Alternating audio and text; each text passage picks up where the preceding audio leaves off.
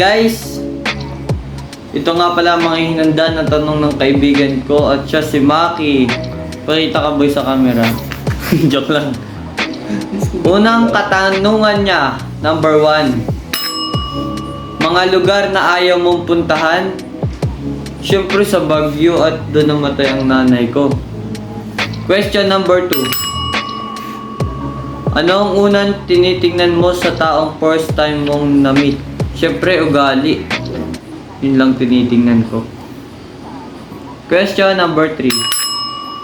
Tatlong website na una mong binubuksan kapag nagbukas ka ng browser. Facebook, Messenger, IG.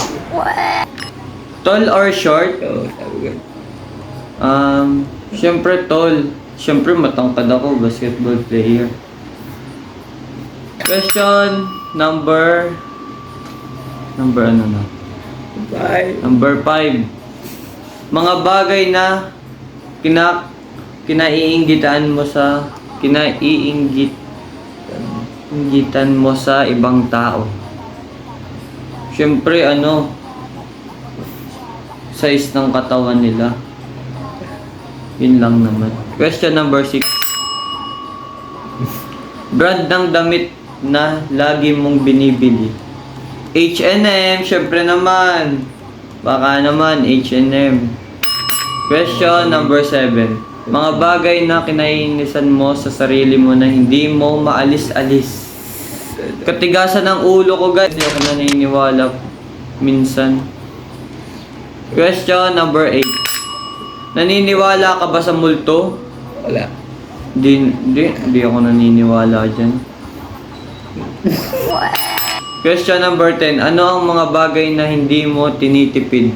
Siyempre pagkain. Titipidin mo ba ang pagkain? Gugutom ka niyan. Question number 12. Sinong favorite basketball player mo? Siyempre si Nico Bombales. Siya na yan. Shoutout sa'yo boy. Question number 13. 5 sikat na lugar sa Maynila na hindi mo pa napupuntahan kung meron. Siyempre di ko pa napupuntahan ang Eastwood, Uptown, Manginhawa Century, Hole in the Wall. Yan, di ko pa napupuntahan yan. Question number 14. Anong favorite local film mo? Magnifico.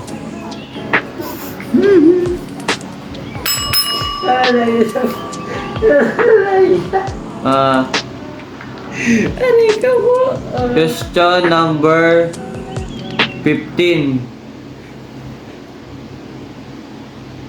Humihilig ka ba pag natutulog ka? Sabi ng kapatid ko, oo. Humihilig ako. Question number 16. Nasubukan mo na bang mahuli ng pulis o ng kahit sinong government official dahil sa paglabag sa kahit anong batas? Nahuli na ako gawa ng nagtatlo kami sa motor nung magkakaibigan. Kasama na ito ang pasimuno Ayaw ko dyan. Gaano ka kadalas uminom ng alak at manigarilyo? Pass muna tayo dyan. Kung graduating ka, Kung graduate ka ng college, relevant ba na ang trabaho mo ngayon sa tinapos mo? Di pa ako guys di pa graduate. Your type of music. Have Abi. Kung tayo talaga. Baka makapirate. Dog or cat? Siyempre, same lang. Kasi may alaga kami niyan. Number 24. Takot ka ba sa ipis o kahit anong insekto? Oo guys, takot ako. Sa pagkain na nakakapagpatakam sa'yo, at mga pagkain na ayaw mong kinakain. Guys, hindi ako mahilig sa mga gulay. Yun guys. Question number, ano to tayo? 20. Ito pala. Sex. Jollibee or McDonald? Siyempre Jollibee. May spaghetti at chicken. At sa McDonald naman, Coke, floats, and fries.